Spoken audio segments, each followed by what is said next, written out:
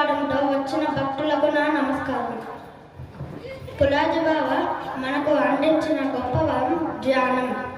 ధ్యానం వల్ల చాలా ఉపయోగాలు ఉన్నాయి. చిన్న పెద్ద అని ఏమీ లేదు. ధ్యానం అందరూ చేయవచ్చు. మనకు ఎంత వయసు ఉంటే మనం అన్ని నిమిషాలు ధ్యానం చేయాలి.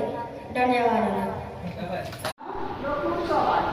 దీనిని సమాధి ధ్యానం అంటారు.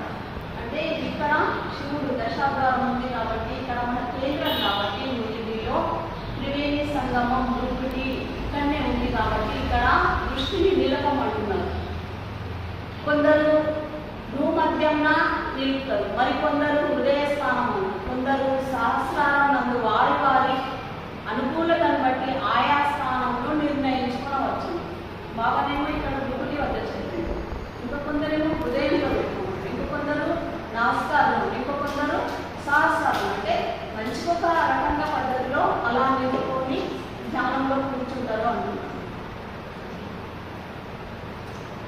కొందరు కళ్ళు సగం మూసి సగం తెరిచి కూర్చుంటారు. కొందరు శివుని ముద్రలాగానే ఇట్లా పెట్టుకొని అట్లా కూడా కూర్చుంటారు.